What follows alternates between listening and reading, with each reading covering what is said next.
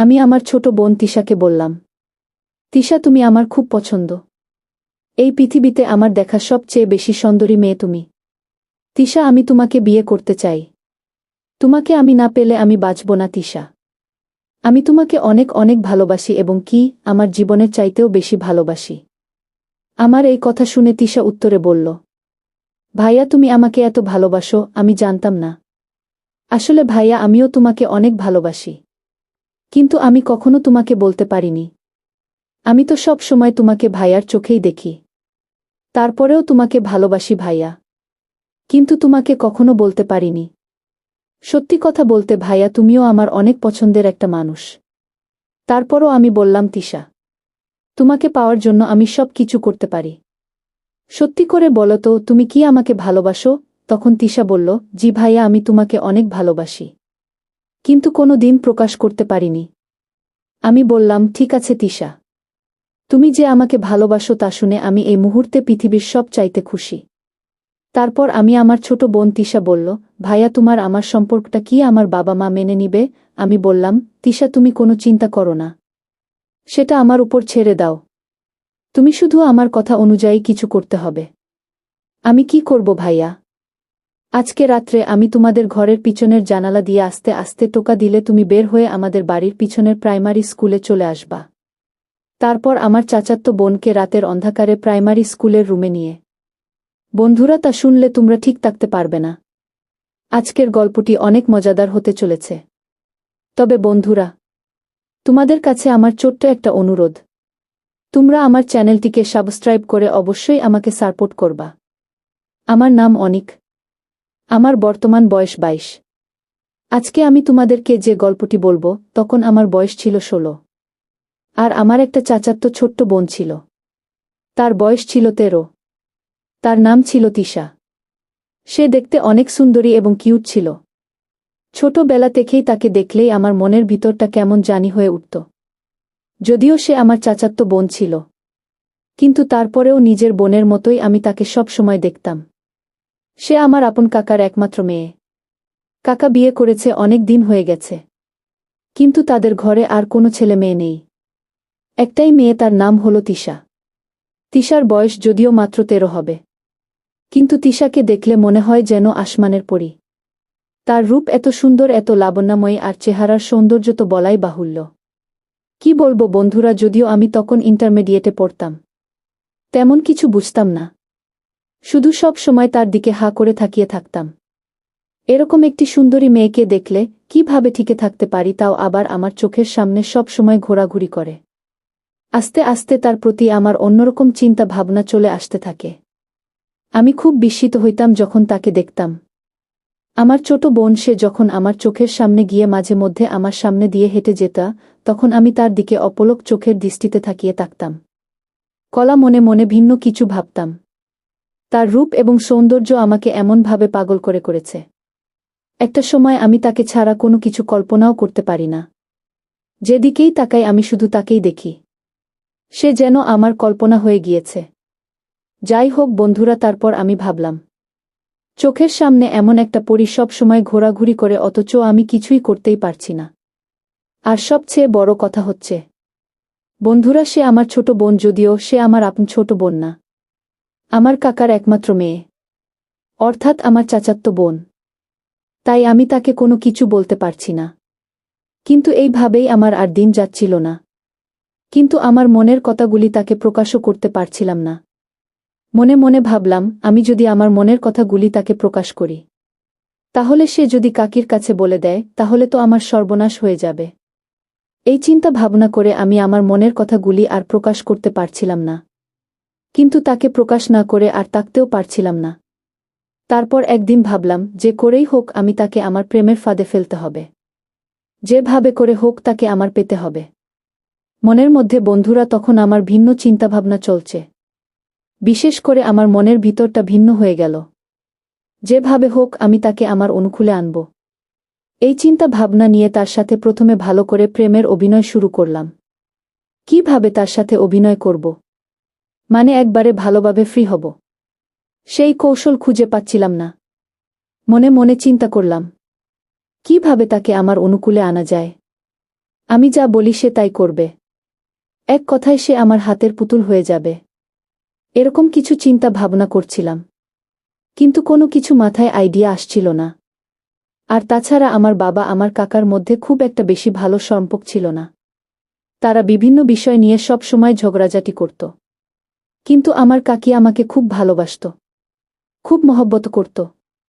কিন্তু আমার কাকা আমাকে দেখতে পারত না।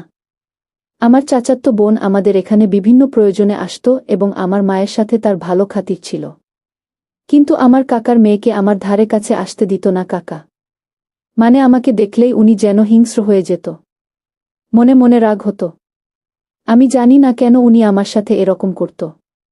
আমার কাকা যদিও আমার বাবার সাথে ঝগড়াঝাটি করত মাঝে মধ্যে, কিন্তু আমি তো কাকার সাথে কোনোদিন ঝগড়া করি নাই। তাহলে উনি আমাকে দেখে কেন আমার সাথে রাগ হতো? আমি জানি না, আর এই জন্যই আমার কাকাদের বাসায় আমাদের খুব একটা বেশি যাওয়া হতো না। আমার কাকা তার মেয়ে মানে আমার চাচাতো বোন তিশার সাথে আমাকে কথা বলতে দিত না, তার সাথে চলতেও দিত না। আমিও খুব একটা বেশি প্রকাশে চলতাম না, কিন্তু তার সৌন্দর্য আমাকে বারংবার মুগ্ধ করত। কিন্তু কাকার এই আচরণ আমাকে ভিন্ন দিকে নিয়ে যেত। মনে মনে ভাবলাম যেভাবে হোক কাকাকে একটা উচিত শিক্ষা দিতে হবে। তিশাকে যে আমি ভালোবাসি যদি জানে তাহলে আরও বড় কেলেঙ্কারি হয়ে যাবে। মনে মনে চিন্তা ভাবনা করলাম, তিশার সাথে আমার এমন কিছু করতে হবে যাতে কাকা আমাদের সম্পর্কটা মেনে নিতে বাধ্য হয়। সেই চিন্তা ভাবনা থেকে আমি বুদ্ধি খাটাতে লাগলাম কি করা যায়, কিভাবে আমি আমার চাচাতো বোনকে প্রেমের জালে আটকাতে পারি, তাকে সম্পূর্ণরূপে আমার অনুকূলে আনতে পারি। এমন কিছু করতে হবে যাতে সে আমাকে ছেড়ে কখনো যেতে পারে না।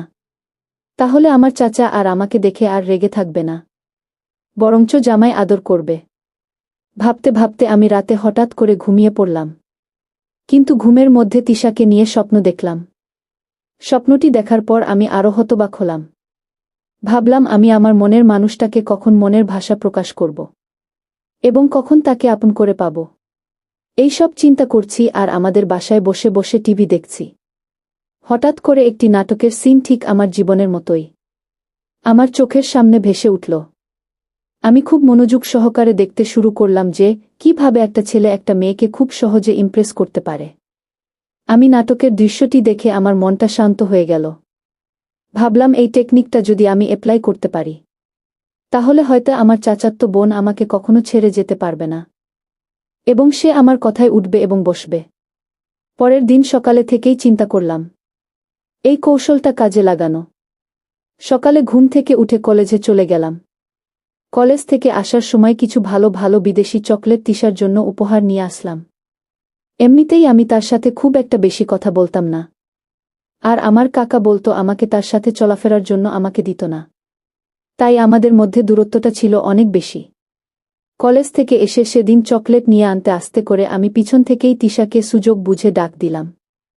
বললাম, এই তিশা শুনো। তিশা আমার ডাক শুনে সে যেন হতবাক হয়ে গেল। সে ভাবল ভাইয়া তো আমার সাথে কথা বলে না তেমন বেশি একটা, তাহলে ভাইয়া আমাকে পেছন থেকে ডাকতেছে কেন? তিশা আমার ডাক শুনে সাড়া দিয়ে বললা, ভাইয়া আমাকে ডাকছেন? আমি বললাম, হ্যাঁ আমি তোমাকে ডাকছি।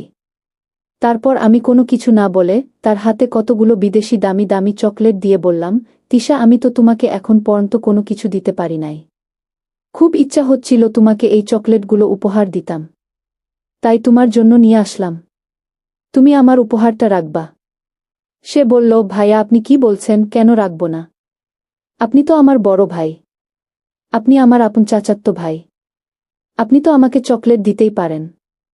আমি বললাম, এই নাও। এই চকলেটগুলো অনেক টেস্টি, আমি প্রায় সময় এগুলো কলেজে গেলে খাই। তুমি খেয়ে অনেক টেস্ট পাবে। তারপর তিশা আমার এখান থেকে চকলেটগুলো নিল। আমি বললাম, তিশা এগুলো বিদেশি চকলেট, খেয়ে অনেক মজা পাবে। তারপর আমি দেখলাম তিশা চকলেটগুলো খেয়ে খুব খুশি হল। তোমাদেরকে বন্ধুরা আরেকটা কথা বেশি বলে রাখি, মেয়েরা দুটি জিনিস সবচেয়ে বেশি পছন্দ করে। 1 নম্বরে পারফিউম, 2 নম্বরে ভালো উন্নত মানের কালারফুল চকলেট। যাই হোক বন্ধুরা, তারপর আমার ছোট বোন তিশা একটা মুচকি হাসি দিয়ে আমার কাছ থেকে চলে গেল। মনে মনে ভাবলাম, এই তো আস্তে আস্তে করে তিশা আমার বসে আসছে, মনে হচ্ছে আমার স্বপ্ন পূরণ হবে। মনটা তখন আমার মনে অনেক আনন্দ নিয়ে চলে গেলাম। ভালো একটা শপিং মল থেকে তিশার জন্য একটি গিফট নিলাম। গিফটটি খুব সুন্দর ছিল। গিফটটিতে একদিকে দিয়ে রাধা আর একদিক দিয়ে কৃষ্ণ। তারা দুজন দুজনকে খুব মোমেন্টে আছে। মনে মনে ভাবলাম এমন একটা দৃশ্যের গিফট পেয়ে মনে হয় তিশা অনেক খুশি হবে। গিফটটা নিয়ে সন্ধ্যার পর থেকে আমি সুযোগ খুঁজছিলাম। কিভাবে তিশাকে গিফটটা দিব, কোনো সুযোগ পাচ্ছিলাম না। তারপর হঠাৎ তার জানালার পাশ দিয়ে তাকে ইশারা দিলাম। সে আমার ইশারা পেয়ে বের হয়ে আমার কাছে আসলো। আসার পর তার হাতে আমি গিফটটা দিয়ে আর কোনো কথা না বলে চলে আসলাম। আমার মনে হলো আমার গিফটটা পেয়ে সে অনেক খুশি হলো। আর সবচেয়ে বড় কথা হচ্ছে আমার কাকাওকে আর আমাকে কখনোই একসাথে চলতে দিত না। কলারা খুব একটা ফ্রিলি কথা বলতে পারতাম না। আমাদেরকে লুকিয়ে লুকিয়ে কথা বলতে হতো। আমার গিফটটা পেয়ে পরের দিন তিশা খুশি হয়ে একটা কাগজ আমার হাতে দিয়ে চলে গেল।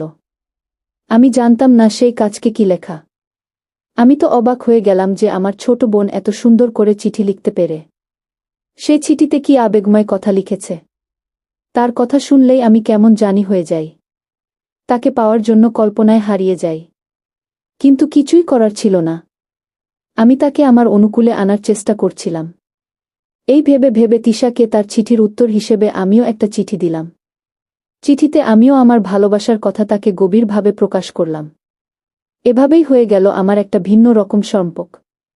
তারপর একদিন আমি তাকে কৌশলে কিছু কথা বললাম। কিন্তু আমার কথা বেশি একটা বুঝল না। সে তো এই বিষয়ে অজ্ঞ ছিল। খুব একটা বেশি বুঝত না। আমি ভাবলাম এভাবে হবে না। ভিন্নভাবে তাকে বুঝাতে হবে। তারপর আমি তাকে বললাম, তিশা, আমার একটা কথা রাখবা। তখন সে আমাকে বলল, কি ভাইয়া? আমি আমার ছোট বোন তিশাকে বললাম, তিশা, তুমি আমার খুব পছন্দ। এই পৃথিবীতে আমার দেখা সবচেয়ে বেশি সুন্দরী মেয়ে তুমি। তিশা, আমি তোমাকে বিয়ে করতে চাই। তোমাকে আমি না পেলে আমি বাঁচব না তিশা। আমি তোমাকে অনেক ভালোবাসি। এবং কি আমার জীবনের চাইতেও বেশি ভালোবাসি। আমার এই কথা শুনে তিশা উত্তরে বলল, ভাইয়া, তুমি আমাকে এত ভালোবাসো? আমি জানতাম না। ভাইয়া, তোমার সাথে আমার যাই না। আসলে ভাইয়া, আমিও তোমাকে অনেক ভালোবাসি। কিন্তু আমি কখনো তোমাকে বলতে পারিনি। আমি তো সব সময় তোমাকে ভাইয়ার চোখেই দেখি। তারপরেও তোমাকে ভালোবাসি ভাইয়া, কিন্তু তোমাকে কখনো বলতে পারিনি। সত্যি কথা বলতে ভাইয়া, তুমিও আমার অনেক পছন্দের একটা মানুষ। তারপর আমি বললাম, তিশা, আমি তোমাকে পাওয়ার জন্য সব কিছু করতে পারি। সত্যি করে বলে তো, তুমি কি আমাকে ভালোবাসো? তখন তিশা বলল, জি ভাইয়া, আমি তোমাকে অনেক ভালোবাসি। কিন্তু কোনোদিন প্রকাশ করতে পারিনি। আমি বললাম, ঠিক আছে তিশা, তুমি যে আমাকে ভালোবাসো তা শুনে আমি এই মুহূর্তে পৃথিবীর সব চাইতে খুশি। তারপর আমার ছোট বোন তিশা বলল, ভাইয়া, তোমার আমার সম্পর্কটা কি আমার বাবা মা মেনে নিবে? আমি বললাম, তিশা, তুমি কোনো চিন্তা করো না। সেটা আমার উপর ছেড়ে দাও। তুমি শুধু আমার কথা অনুযায়ী কিছু কর্ম করতে হবে। আমি বললাম, কি কর্ম ভাইয়া? আজরে রাত্রে আমি তোমার জানালা দিয়ে আস্তে আস্তে ঠোকা দিলে তুমি বের হয়ে আমাদের বাড়ির পিছনের কলা বাগানে চলে আসবা। তারপর আমি তোমাকে সব কিছু বলছি।